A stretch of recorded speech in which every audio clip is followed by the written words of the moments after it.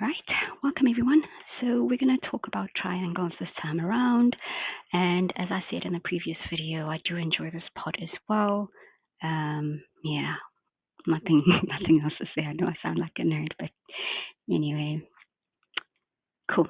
So there are different ways to define triangles or to name them. It is either dependent on the size of the angles or the number of equal sides in the triangle or the number of equal angles. So let's just get into that so you know what I'm talking about. Okay, firstly, we've got an acute angled triangle. So that's where all the angles are less than 90 degrees, as you can see there. So you can see how this information builds on top of each other, and that's sort of, yeah, that's just how maths is really. As you can see, the information that you'll learn in grade 10 will build to grade 11, matric, and so on and so on.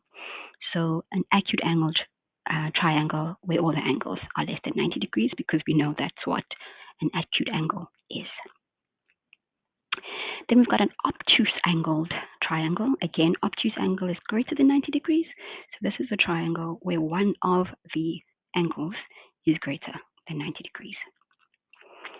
Then we've got a right angled triangle, and that is where one angle is 90 degrees, and that's a triangle. And then we've got an equilateral triangle, and this is where all of the three sides of the triangle are equal, and secondly, all of the angles are also equal, which means they're equal to 60 degrees.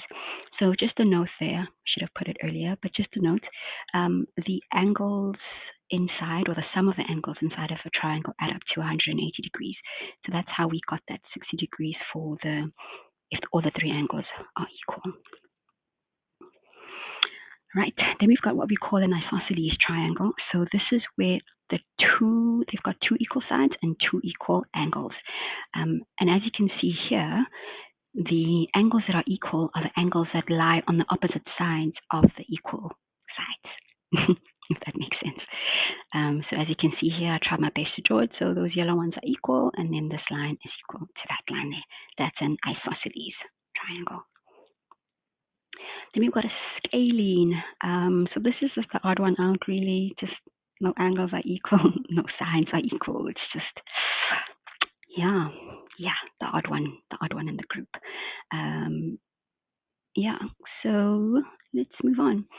I'm hoping that just knowing the terminology or the names of the triangles will help you out as well, because a lot of the questions, the test questions, exam questions will tell you this is a scalene triangle, this is an isosceles triangle, and you need to remember, these are the properties of an isosceles triangle, therefore it means these two sides are equal, and then, these two angles are equal as well. That will help you in solving those math questions. So while we're on that triangle wagon, we are going to talk about the Pythagorean theorem. Again, I'm going to split this up, so we'll chat about that in the next video. Bye.